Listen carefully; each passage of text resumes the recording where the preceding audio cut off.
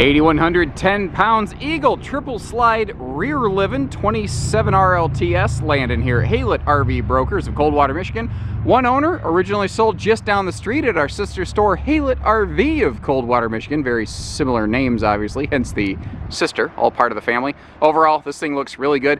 Already preset for a rear towing hitch, by the way, and one of the first adopters of the Whisper Air system.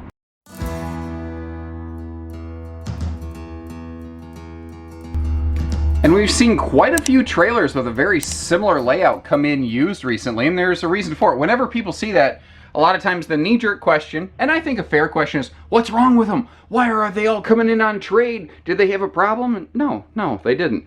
This model was great. It's still very popular today.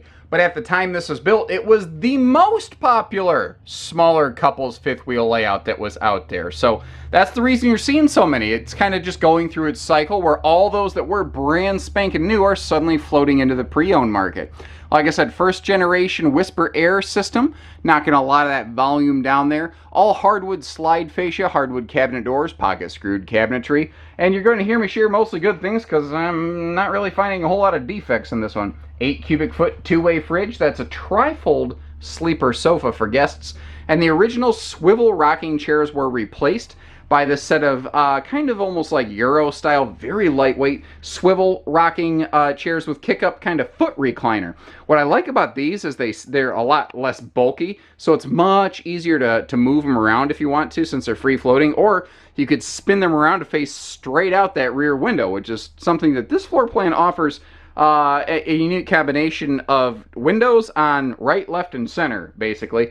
And they all open for airflow, including the toothpick windows on either side of the recliners. By that I mean those tall, thin windows just to the left of the chair that's on the right. I'm not describing that well. Anyway, over here we have our, it's a couples coach first and foremost. So it's set up in mostly a couples fashion. However, if we look a little bit closer, we see it does come with a pair of pull-out kind of guest chairs that you can store under the front bed, or, you know, obviously put here when you need. And that top is on that gas strut for easy lifting. Now, as we spin our way around here, the entertainment center is on a nice angle where everybody gets a good look at it. There's really no bad seat in the house here. And I like how down below we've got our Bluetooth DVD player, but a wide open shelf. If you want to expand your entertainment to something Blu-ray-ish, anything like that, you very easily could. Now over here in the kitchen, this is something I think this model did pretty well. I think they did as well as they could have, is giving us you know, pretty good kitchen space. Now you see that countertop extension right there, how it's got that standalone you know, pedestal kind of leg. That stores under the sink when you're not using it. So it's kind of counter space and prep space when you need it, and it's out of the way to give you open living space when you don't need it. Now, starting up here, if we crack that open and take a look, we can see that there's, like I said, good storage in a potentially limited space. Something that, you know, you won't see from just that footage, though, are the easy reach outlets, you know, whether it's the coffee bar or below the sink line. Now, you saw the 4 full extension drawers plus the storage behind the entertainment center here. I think that'd be handy for entertainment related storage stuff you're only going to need to get to on limited occasions. And it's just a little turn crank here. It's very easy to access. On our way up the stairs, we'll pass a remote control that'll control slides, awning, stabilizer jacks, some lighting, and along the way you see that we are wired for solar on the roof if you are so inclined. Right behind the sticker, that's where the wires kind of come down through the wall if you want to install your charge controller. This is a dual entry bathroom, and you will notice the upper deck of this, the bed and bath, has not changed much. This is very similar in terms of layout, maybe a little bit different looks, but layout to what Eagles look like today. You can see how you still got the combo bed bath slide with that extra storage right there. Dual entry with sliding privacy door.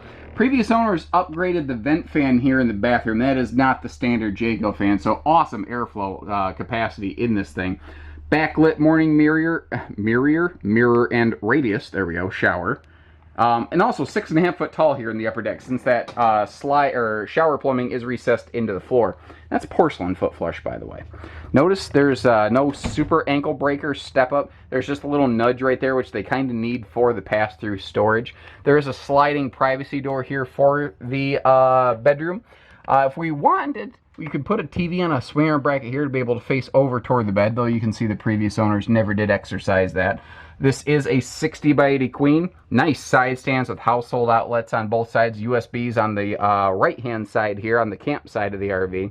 And as we come over this way, we see something that Eagle was one of the first to do, and that is put a window in the closet slide to continue to have cross breeze and make the room feel bigger. But if we open this all up, you can see that you've got that storage up there. It's just a cabinet, not a hanging closet, but next to the dresser drawer in the slide, you can see that we have dedicated hanging space, which is pretty handy.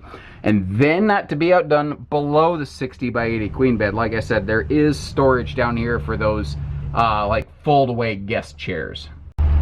Huge pass-through storage in the lower deck, and you can see the previous owners, the RV is here because they're just done.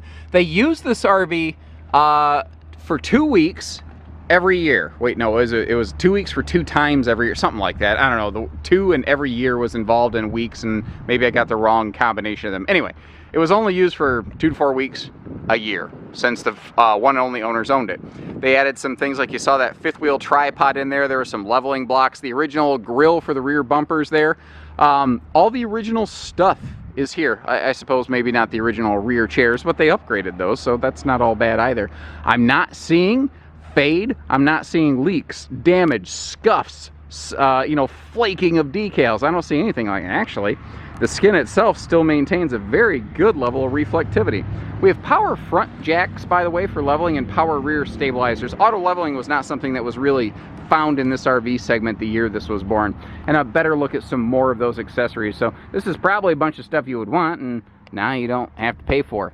Tires look good, and this was one of the first things in a smaller 5th wheel class to carry a 0-degree proven function rating. And it's kind of funny, as RVs went more and more and more away from rear chairs and toward a rear sofa, that monster rear window that we're looking at, it kind of got phased out by default, you know? I sort of miss that big sucker. These are frameless windows, by the way.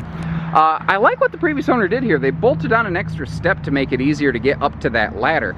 Not so much an issue for a guy like me with really long legs, but plenty of folks would find that useful. And you notice, actually, Eagle was the first to do this standard. This is not just an accessory hitch, it is a receiver for towing, rated for 3,000 pounds towing. You can see the 4-way wiring harness also installed right there. Backing our way up, remember, the grill for that bumper bracket right there is included. And again, just a reminder, we've got windows on driver's side, camp side, and rear for just awesome anywhere viewing or airflow. And good gravy, this roof looks good. Holy cow. Whole RV kept clean, well maintained. You can see there's that roof solar prep plug right there in the upper right corner of the frame. Lots of open room to install some panels if you are so inclined. All the seals look good. It looks like they were doing some touch-up beads with the original color matching die-core self-leveling. I mean, this is exactly what this is supposed to look like. Even the front termination strip looks good. These folks nailed it. This is how the roof of an RV is supposed to look. And I forgot something on the rear wall. I'm glad this antenna's up here. This was built before everything was rear camera prepped. They installed a backup camera. That's what that antenna is. It goes down to the rear camera itself. So this is actually ahead of its time, to the tune that it's actually very current with today's RVs. It's just many, many thousands less than a brand new one. So pardon the dust. We are expanding. I've talked about that a few times in previous videos. You can see we've got materials on the ground. We're doing some level, and this is happening. We've been very, very successful down here at Haylett RV Brokers, and although our inventory is a little thinned out right now, it's not for lack of trying. It's because we're selling things quicker than we can get them back in. So if you have an RV, you live in the area, or somewhat even close, you want to make the drive up and park it here and let us sell it for you, we can do that. And if you are interested in purchasing this RV we just looked at, or any of these other things, remember, we only do everything. Hitching, pieces, parts, trades, finance, RV delivery, and everything in between. So take care, stay safe, have fun, and happy Haylett camping, everyone.